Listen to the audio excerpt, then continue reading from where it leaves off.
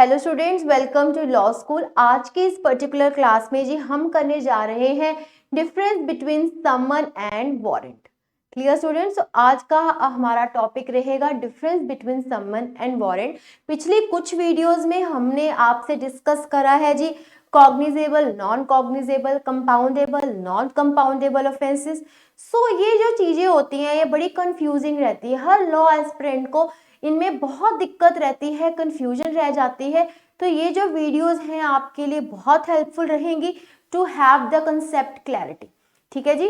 सो चलते हैं कि व्हाट इज समन। समन जो है जी देखो आपका कहाँ डिफाइंड है। समन आपका 2W में डिफाइंड है ऑफ द CRPC। और कॉग्निजेबल कहाँ डिफाइंड था? 2C में। एंड कॉग्निजेबल कहाँ था? 2L में। क्लियर? और आपका समन कहाँ है? 2W में। Clear? It is a legal notice. क्या होता है ये जी? ये एक लीगल नोटिस होता है which is to be issued both in case of a criminal law and civil proceedings under which a court orders an individual to appear or to produce a document before the court according to the place and time mentioned, that it means a legal order is issued to defendant or witnesses by a judicial office। ठीक है। सो ये एक legal notice है जो आपका criminal, civil सब cases में चला जाता है। ठीक है। कोर्ट द्वारा ये भेजा जाता है एक पर्सन को to appear before the court. ठीक है। To appear before the court और to produce a document before the court. ठीक है। टाइम सब कुछ वहां मेंशन होता है कि आपको कल इतने बजे कोर्ट में आना है या ये दिन है आपको आना है। ठीक है। So it is a legal order which is issue to defendant और witnesses by a judicial officer. ठीक है। Now how it is issued and served. It is issued, अब देखिए again sections are very much important because prelims का ये आपका हिस्सा बन जाते हैं सेक्शंस। ठीक है। सो यहाँ पे आपका सेक्शन लगेगा 204 clause 1 clause A of CRPC। ठीक है। Bye magistrate taking cognizance of an offence, a duplicate copy is created in writing format which is signed by the presiding officer of the concerned court or the officer authorized by the high courts in these aspects। सो यहाँ पे एक duplicate copy भी create करी जाती है writing में। ठीक है। Which is signed by the presiding officer of the court. ठीक है। सो हमने इसमें क्या देखना है कि जो भी मैजिस्ट्रेट अब ऑफेंस का कॉग्निजेंस लेगा, ठीक है, वो उसके दायरे में 204 क्लॉज 1 क्लॉज ए के दायरे में आपको सम्मन इशू करता है। ठीक है। It is issue to accused और anyone related to the case so that he can appear before the court and cooperate with the fair and impartial trial. It is served against the defendant after the initiation of the case by the plaintiff. Clear? आगे चलते हैं हम। How it is issued and served के कुछ और points हैं। It is issued to the defendant to notify them that they are being sued. ठीक है। It also issued to any other person who are directly or indirectly involved in the case. ठीक है। Section 6 देखो, sections are very much important. Again and again I am repeating because sections become part of your prelims as well as your mains answer writing. ठीक है। So section के बिना आपका answer कोई भी मतलब का नहीं होगा। और आपको पता ही है आपके प्रीलिम्स में सेक्शन बेस्ड क्वेश्चंस तो आपको आते ही आते हैं, वो भी CRPC CPC तो में से भर भर के आते हैं। ठीक है। सेक्शन 61 क्या कहता है? Specifies that summons should be signed by the president of the जज and should bear the seal of the court. तो ये कहता है कि जो सम्मन जा रहा है वहां पे कोर्ट की सील लगनी जरूरी है। Clear? Summon without mentioned elements are considered to be invalid. अगर ये सब चीजें नहीं तो वो इनवैलिड माना जाएगा और जिसके लिए भी बना है वो रिफ्यूज कर देगा कोर्ट में आने के लिए। ठीक है। Description of the court, the place, date, time should be mentioned clearly. Now summon is delivered to the defendant by the police officer or officer of the court or any other person who is a public servant, whereas is delivered to the witness by registered post which makes the signing of the acknowledgement letter necessary। देखो अब सम्मन जा रहा है, receiving के लिए signing जरूरी हो जाती है। वो चीज एक प्रूफ बन जाती है कि जिसके पास भी गया है उसने एक्नॉलेज कर लिया है। देखो हम सम्मन वारंट तो आज पढ़ रहे हैं, इसके साथ आपको क्या करना है, जो लेटेस्ट जजमेंट आई है सुंदर कुमार अंटिल वर्सेस CBI, जिसमें समन वारंट का बहुत अच्छे से कोर्ट ने डिफरेंशिएट करके बताया है कब कब कौन सा जाएगा, कौन सी बेल कब होगी, वो भी आप जरूर बेल गाइडलाइंस एक बार करना, उसका लिंक भी मैं डिस्क्रिप्शन बॉक्स में डाल दूंगी। Clear? Now civil summon, a जज summon given by the private person और एंटिटी। अब हम टाइप्स ऑफ समन पढ़ रहे हैं। पहला होता है आपका सिविल समन, दूसरा है क्रिमिनल समन, थर्ड है जी एडमिनिस्ट्रेटिव। सिविल क्या है? जब एक जुडिशियल समन जाता है प्राइवेट पर्सन को, ठीक है, और entity to another private person to appear in the court and respond to a petition filed in the court, it is issued in the following matters such as breach of contract, injunction etcetera. Civil cases में civil summon. अब criminal समन कब जाएगा? जब criminal case होगा, है ना, तो ये पीस ऑफिसर और पुलिस ऑफिसर को हम बोलते हैं ऐसे, ठीक है। तो ये क्या होता है? Notify someone to appear in the criminal court, it includes cases of trespassing, assault, murder etcetera. अब एडमिनिस्ट्रेटिव कब जाएगा? जब एक एडमिनिस्ट्रेटिव बॉडी को जाएगा जी, जो authorize in law to handle specific type of investigation और लीगल मैटर्स। ये कहाँ इशू होता है? टैक्स कोर्ट्स में, इमिग्रेशन कोर्ट्स में, लेबर कोर्ट्स में, प्रोफेशनल कोर्ट्स में एटसेट्रा। तो एडमिनिस्ट्रेटिव पर्पस के लिए एडमिनिस्ट्रेटिव समन। क्लियर? आगे चलते हैं other aspects of summon. A magistrate can convert a summon case into a warrant case. ये कैसे कन्वर्ट होता है? Again refer to the judgement Satendra Kumar until versus CBI. उसमें आपको बहुत क्लैरिटी के साथ समझ लग जाएगा कि किन किन मजबूरियों के अंडर जो है मैजिस्ट्रेट को आपका समन केस वारंट केस में बनाना पड़ता है। ठीक है, देखो पहले आपको वार्निंग दी जाती है, समन्स आते हैं।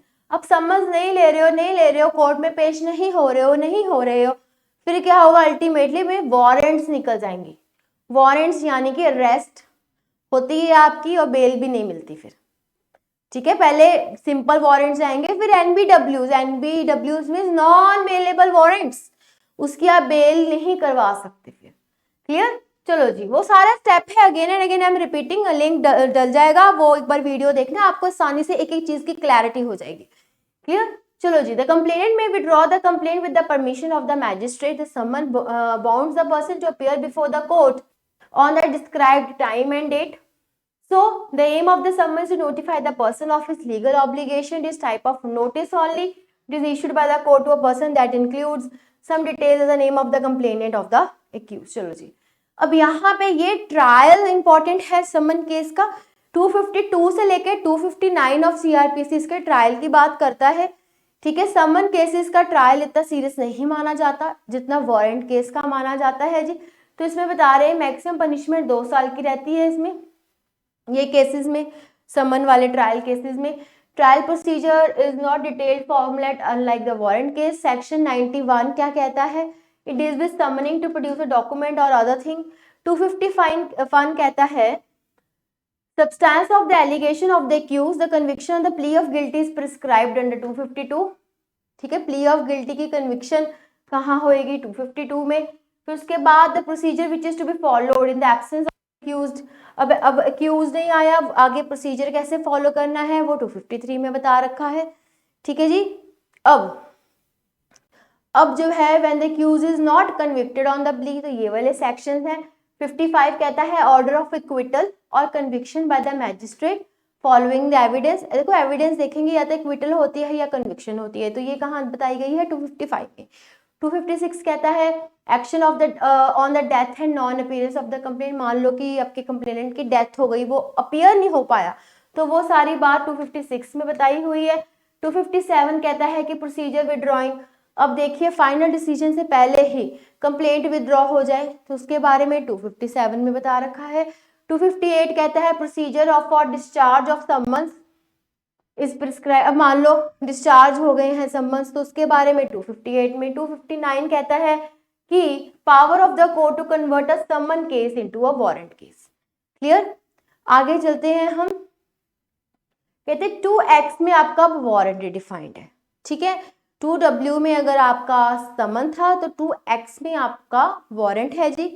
ये कह रहा है इसमें police has the power to arrest, search और सीज द प्रेमिसेस और take any action with the concerned administration of justice.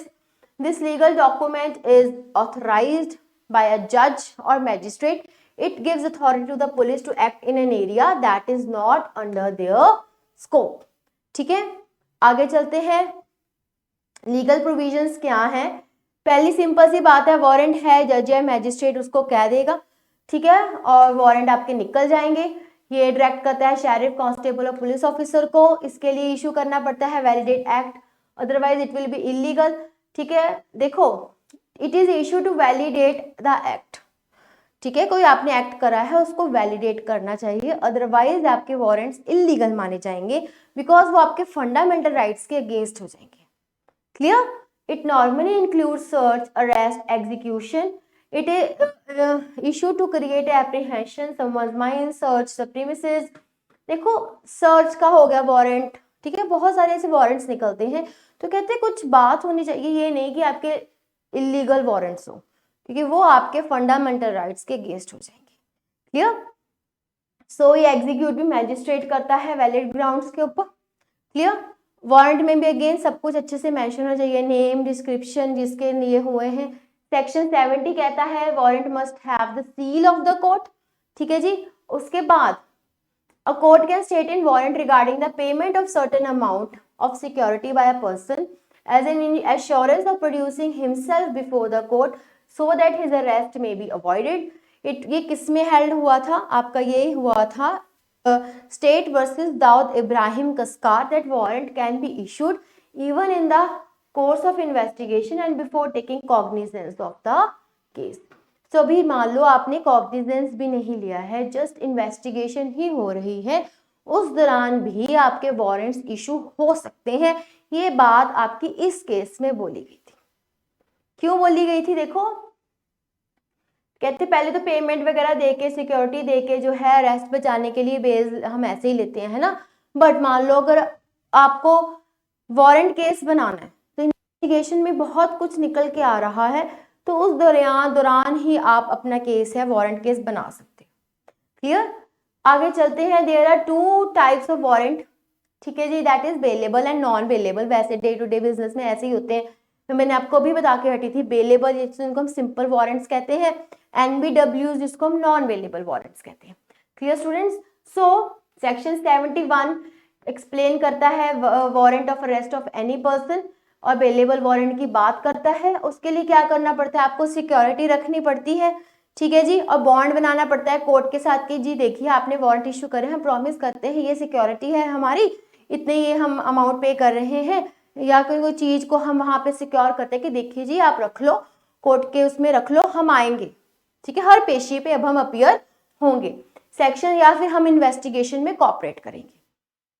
Section 73 of the code deals with non bailable warrants, ठीक है जी। 71 करता है बेलेबल वारंट से, और 73 करता है NBW से, ठीक है। This warrant is directed by the chief judicial magistrate or magistrate of the first case held in Indra Mohan Goswami versus and another versus state of Uttaranchal and others, that non-bailable warrants should not be issued if the presence of accused could be secured.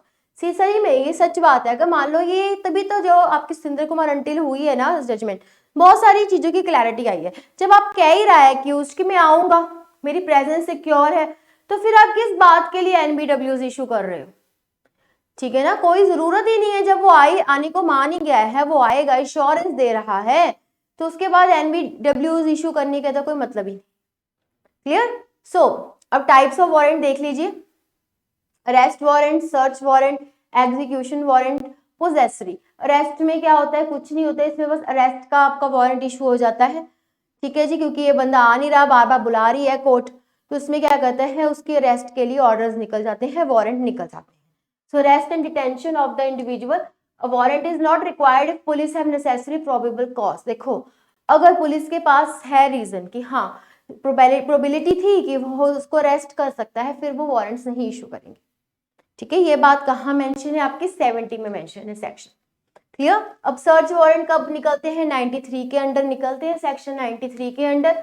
ये कौन सी बात करते हैं कि आपको कुछ search करना है घर में या कहीं पे भी, डॉक्यूमेंट्स ढूंढने हैं, बहुत जरूरी पार्ट है इन्वेस्टिगेशन का, तो सर्च वारंट निकल जाते हैं। इट इज इशूड बाय जज to search specific premises for the evidence. तो एविडेंटरी वैल्यू के लिए सर्च वारंट्स निकाले जाते हैं, सो दैट कुछ एविडेंस निकले, ठीक है, जो इन्फॉर्मेशन मिली है उसके रिगार्डिंग में केस स्ट्रॉन्ग बनाने के लिए, So execution, it is issued by judge to authorize the death of someone which is dealt under section 77.